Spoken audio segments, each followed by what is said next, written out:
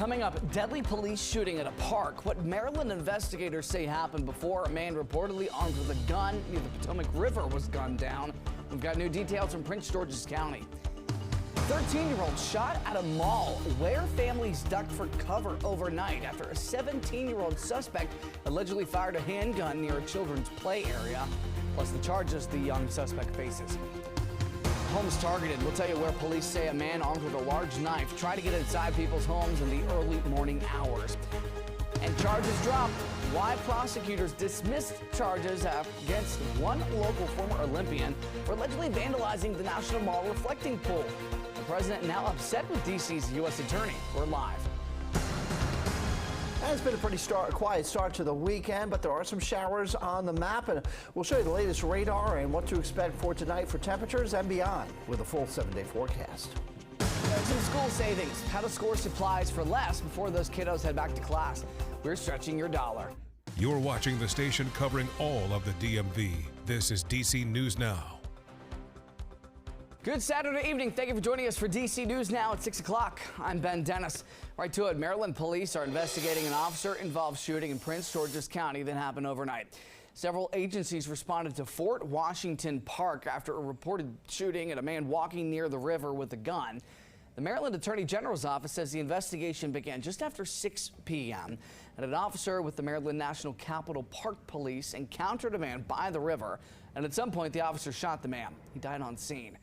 The spokesperson for the Maryland National Capital Park Police said the suspect pulled out a handgun right before the officer shot him. No cops were hurt. The Attorney General's office is leading this investigation. Anybody with information is asked to contact them.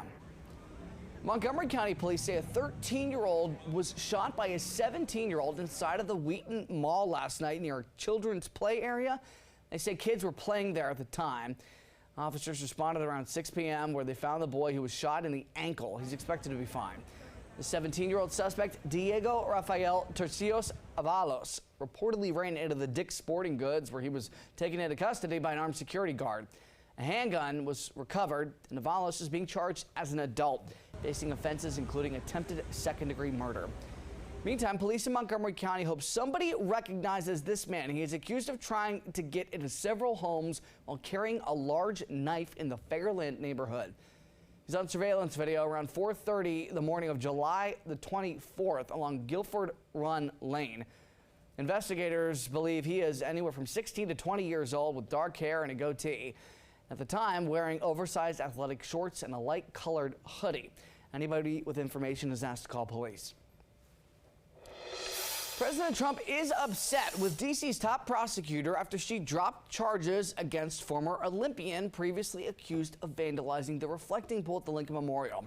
The president saying, quote, "I disagree 100% with Jeanine Pirro, the U.S. Attorney for the District of Columbia, on the reflecting pool. I don't know what she was thinking. To me, it was a pure case of vandalism." He also continued to take issue with the damaged grass at the foot of the Washington Monument that he believes was targeted at him. About the pool, however, the president went on to say there may have been some contractor difficulty, but the major damage was caused by vandals. DC News Now's Dave Laval joins us live from the reflecting pool. Dave, it appears this local Olympian is now off the hook after these allegations against him. Good evening to you, Ben. Yeah, U.S. Attorney Jeanine Pirro dismissed the charges Friday as she determined shoddy construction is to blame for damage to the reflecting pool, not David Hearn. Authorities arrested the native of Bethesda, Maryland last month. Federal prosecutors charged Hearn with vandalism to the water exhibit just days after it reopened following repairs. Government lawyers in their 20-page court filing on Friday said additional documents provided by the Interior Department also cited what they called, quote, the rush to complete the project prior to the events associated with the American 250 celebration for the damage. It sounds like in the moment, just things got a little confused. They didn't know all the information. They took precautions and a little bit. We're more on a, all right, let's be on the edge to try to protect it. It seemed like they just were doing their job, doing what they were told.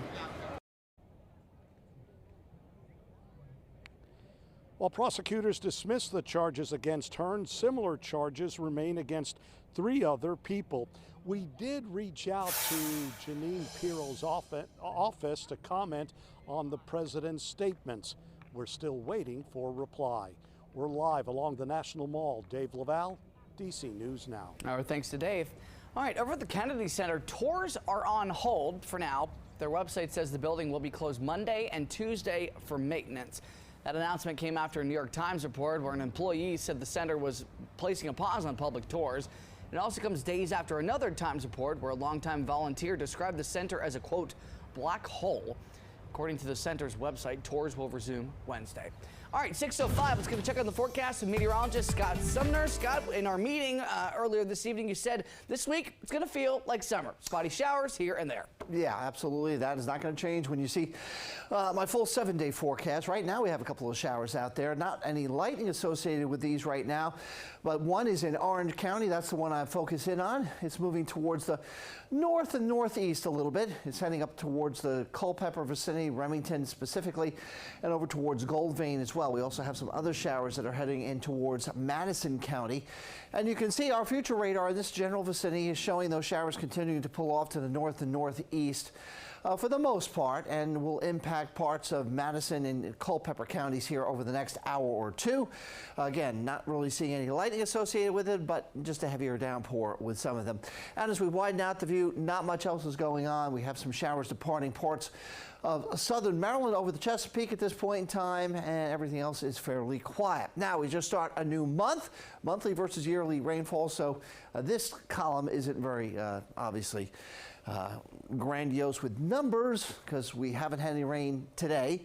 And yes, we're already about 11/100ths of an inch below normal, or 1/10 of an inch below normal. But for the year to date, we're about 7.5 inches below normal here with only 17 inches of rain so far. So will we make up this rain this week? We'll talk about that coming up. All right, Scott, see you in a bit. Temporary health alert for you and your family. The American Red Cross has declared a second ever national blood supply crisis in their history. This comes after they said blood donations fell to a 4-year summer low. Our Tosa Fakile reports the need is even more critical for one particular blood type.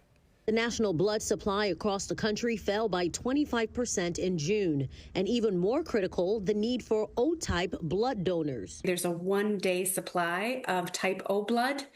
What this means is that medical personnel and doctors are having to make those decisions that no one wants to make, unfortunate decisions about which patients will get critical care and life-saving blood transfusions and who will have to wait and delay care. Why is O-type very critical? It could literally be the difference between life or death. It's the most used by hospitals because it is the universal donor.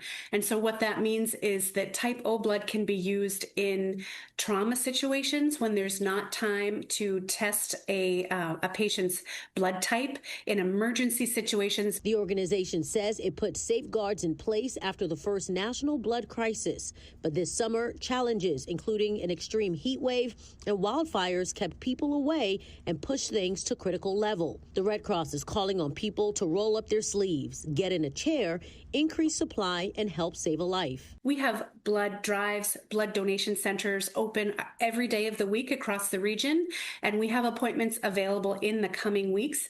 I would encourage people to think ahead, think about your schedule for August. You can go to the Red Cross website to make an appointment. We need blood as much as we need antibiotics. We need blood as much as we need cancer drugs.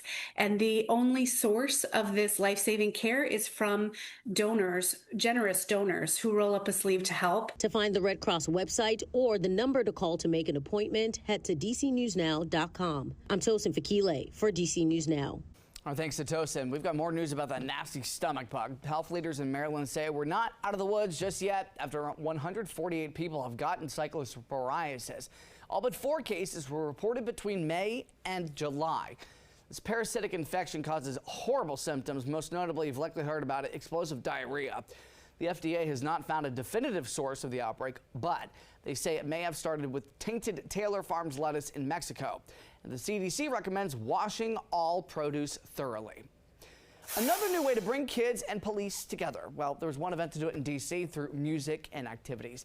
MPD's Youth Advisory Board hosted its first ever Kids Impact Fest. That gave children and families a chance to connect with cops, also community partners, other local resources. The event was created by a group of students who work with police leaders throughout the year to share their ideas and to help shape programs. My goal for this event definitely is for the teens, like teens, youth, families, just to come in like for a safe space and like show that not every police officer, not everything that has to do with policing and things of that nature are bad. We're also trying to create that safe space for our young people to be during the summer. And organizers went on to reiterate the goal is to build trust and make sure kids have a voice in the future of their neighborhoods. Families in Northern Virginia got a head start on back-to-school shopping. Got to do it. The nonprofit organization Bright Paths put together a back-to-school resource fair in Fairfax. It gave away new backpacks, other supplies, and teachers got gift cards and other supply kits too. Organizers for this fair said resources like this are needed as we know costs for school supplies continue to rise. There is such a need in Northern Virginia to supplement what schools are able to provide for students and families, and this is one way that we can more holistically serve the families that we work with and also deepen those relationships while giving them something that alleviates that financial strain of back to school time. A lot of stress about money these days. The fair also provided resources for food assistance, personal hygiene, and household essentials. Today, a D.C. sorority primarily serving wards 5, 7, and 8. Well, they distributed free health and wellness services, plus lunches, groceries, toiletries, school supplies to over 550 attendees. No small feat. The Federal City Alumni Chapter of Delta Sigma Theta Sorority Incorporated hosted their 19th annual Community Day. Organizers said this was to strengthen their connection with the community and to build partnerships.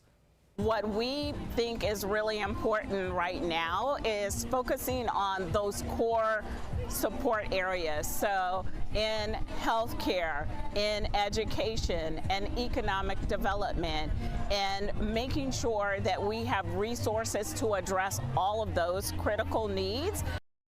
Organizers say this year they had over 200 people volunteering. That event also featured entertainment for local talent, arts, crafts, activities. Notice haircuts too. Catch that? Coming up, stretching your dollar, the back-to-school deals, tips and tricks to keep some cash in your pocket before kids return to the classroom. Time now, 6:12. Scott Senmer's got your full forecast coming up, when you might want to have the umbrella handy, and what your Sunday's going to feel like. Coming up.